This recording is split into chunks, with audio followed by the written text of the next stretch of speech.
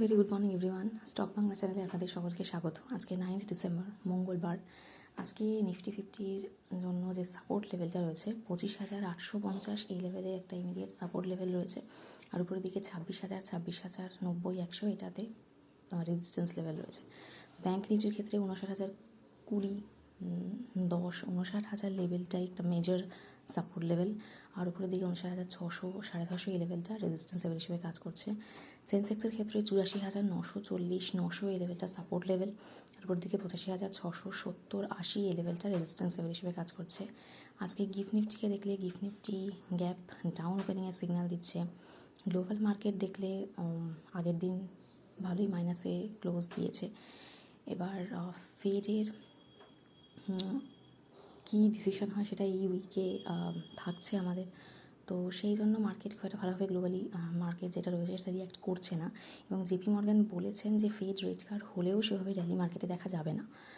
তো একটা negative sentiment মার্কেটে রয়েছে। আজকে নিফটি এক্সপায়ারি, আজকে কীরকম কী মুভমেন্ট মার্কেট দেয় সেটা দেখার থাকবে। এছাড়া যদি আমরা কোম্পানিতে আসি, কেইনেস টেকনোলজি আমরা আগের দিন আবার 12% পড়তে দেখলাম। ম্যানেজমেন্ট অলরেডি স্বীকার করে নিয়েছে যে একটা মিস্টেক হয়েছে, একটা অ্যাকাউন্টস রিলেটেড পার্টি ডিসক্লোজার নিয়ে একটা মিস্টেক হয়েছে এবং সেটা ওরা শুধরে নেবে, সেটাও ওরা বলেছে। দেখা যাক এবার মার্কেট কীভাবে নেয়, কিছু ভালো মুভ মার্কেট দেয় কি না কেইনেস টেকনোলজিতে।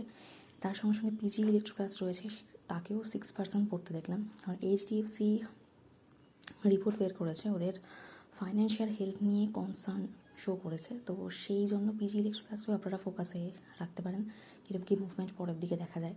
এছাড়া আদানি আজকে ফোকাসে থাকবে। আদানি 15,000 কোটি ইনভেস্ট করছে, প্ল্যান রয়েছে ইনভেস্ট করার। জয়প্রকাশ অ্যাসোসিয়েট এনসিএলটি অ্যাপ্রুভাল হয়ে গেছে তার জন্য। তার সঙ্গে সঙ্গে 2500 কোটি ডিজিটাল ইনফ্রাতে ইনভেস্ট করছে, সেই জন্য ফোকাসে থাকবে আজকে।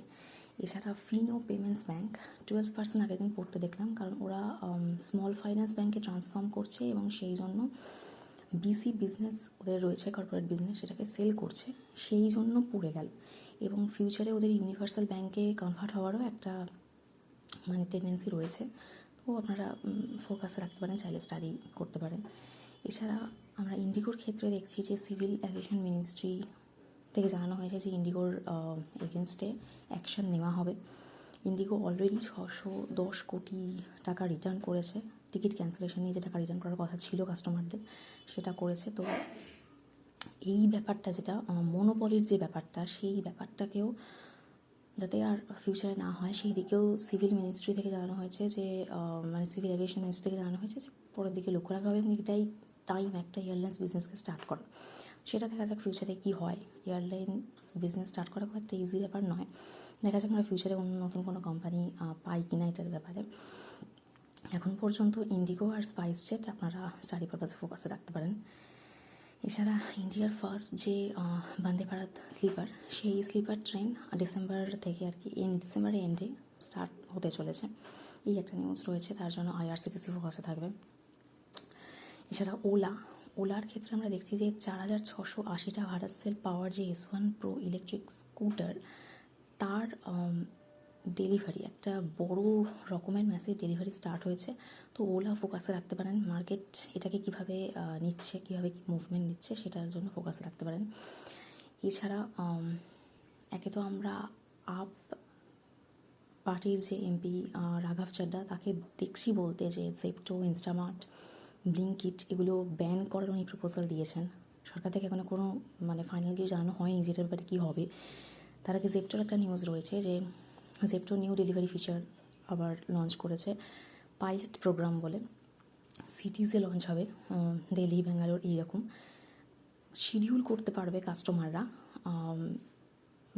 সেম ডেতে কী কী জিনিস আর কি ডেলিভারি ওদের চাই, সেম ডেতে সেম টাইমে সেরকম ডেলিভারি আগে থেকেই শিডিউল করা যাবে। তো এটা একটা নিউ ফিচার্স। একে তো একদিকে ব্যান করার প্রপোজাল আমরা দেখতে পাচ্ছি, অন্যদিকে নিউ ফিচার্স লঞ্চ করছে। আপনারা Zepto, Instamart, Swiggy, Blinkit, Zomato eternal যেটা এখন, অবশ্যই ফোকাসে রাখবেন স্টাডি পারপাসে, যে ফিউচারে আর কী আপডেট পাই আমরা এখান থেকে। এছাড়া বার্জার পেইন্টের ক্ষেত্রে আমরা দেখছি ফিউচারে ওরা ডাবল ডিজিট গ্রোথে ফোকাস রাখছে, 20,000 রেভিনিউ গ্রোথ ওদের হবে সেটা রয়েছে, এবং 20% মার্কেট শেয়ার নাকি ফিউচারে ওরা অ্যাকোয়ার করবে, তো সেটার ব্যাপারে আছে। তো পেইন্ট ইন্ডাস্ট্রিকে আপনারা ফোকাস রাখতে পারেন, স্টাডি পারপাস রাখতে পারেন। এছাড়া রেল জেলের ক্ষেত্রে আমরা দেখলাম যে আগের দিনে অর্ডার পাওয়া সত্ত্বেও সেরকম কোনো মুভমেন্ট দেখতে পেলাম না, কিন্তু তাও বাজেটের আগে রেলওয়ে, ডিফেন্স এই স্টকগুলোকে অবশ্যই ফোকাসে রাখবেন, এরকম কি মুভমেন্ট দেয় সেটার জন্য। বাজাজ হাউজিং ফাইন্যান্সের ক্ষেত্রেও আমরা দেখলাম যে আগের দিন বেশ ভালো রকমভাবে পড়েছে, তো আজকে দেখা যাক এরকম কি মুভমেন্ট দেয়।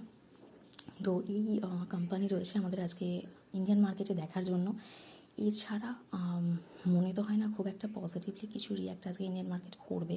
এমনি তো হ্যাঁ, গ্যাপ ডাউন ওপেনিংটা হবে, তারপর আর কত কি পড়বে বলে মনে হয় না খুব একটা, তো সাইডওয়েজ থাকারই কথা। দেখা যাক আজকে নিফটি এক্সপায়ারিও আছে, কীরকম কী মুভমেন্টস দেয়। তো আজ আমি ভিডিও এখানেই শেষ করছি। প্লিজ আমার এই ভিডিওর উপর ডিপেন্ড করে কোনো ইনভেস্টমেন্ট করবেন না, আমি কোনো সেবি রেজিস্টার্ড অ্যানালিস্ট বা অ্যাডভাইজার নই, শুধুমাত্র এডুকেশন পারপাসে ভিডিও করা। দেখা হচ্ছে নেক্সট ভিডিও।